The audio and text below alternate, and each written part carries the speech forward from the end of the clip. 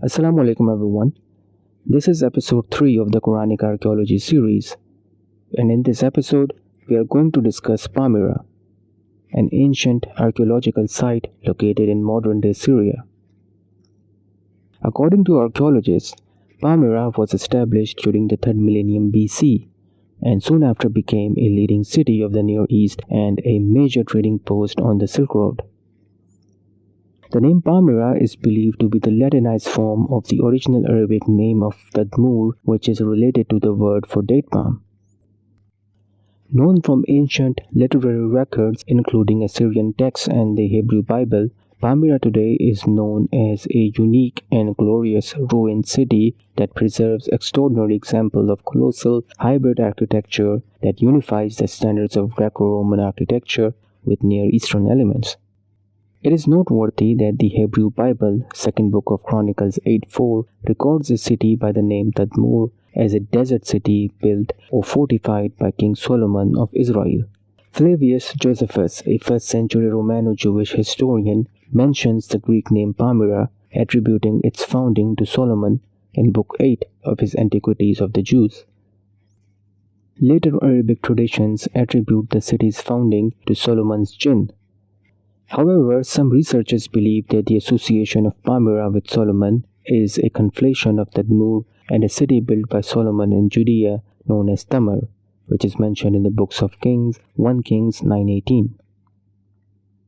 According to them, the biblical description of Tadmor and its buildings does not fit archaeological findings in Palmyra, which was a small settlement during Solomon's reign in the 10th century BC.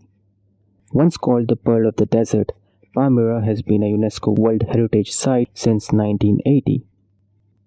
The geographical coordinates of Palmyra are 34 degrees north and 38 degrees east. When we open the Quran, chapter 38, verse 34, it reads, "And indeed we tested Solomon, placing a deformed body on his throne. Then he turned to Allah in repentance." Successive verse reads, "He prayed, 'My Lord, forgive me, and grant me an authority that will never be matched by anyone after me. You are indeed the giver of all bounties.' So we subjected to him the wind, blowing gently at his command to wherever he pleased. And we subjected to him every builder and diver of the jinn, and others bound together in chains. Allah said, 'This is our gift, so give or withhold as you wish, never to be called to account. And he will indeed have a status of closeness to us and an honorable destination.'" It seems the Quran is validating the Hebrew Bible, second book of Chronicles 8:4, that Palmyra was part of the kingdom of Solomon, another amazing revelation. One more interesting thing which I believe will cause a furor is a mummified body discovered in Palmyra. Not much is known about this mummy, or shall I say, I didn't find any worthwhile information regarding it. But upon close inspection, you will note that the mummified body is lying with something which resembles a rod or staff slightly bent. Why am I pointing this out? Because the Quran relates that Solomon died while he was leaning on his staff.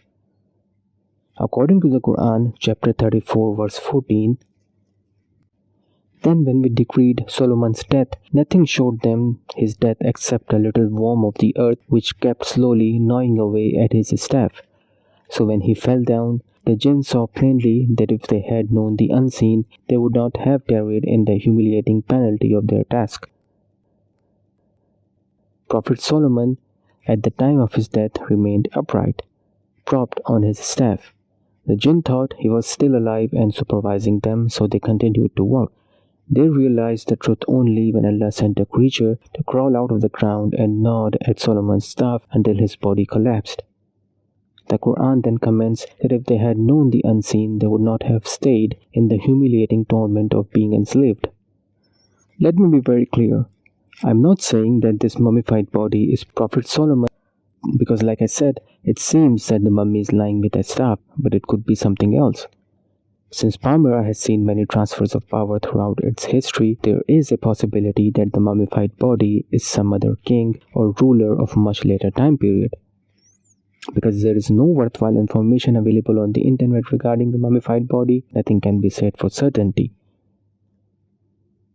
Those who believe in the miraculous preservation of bodies of prophets or saints will oppose me with tooth and nail on that.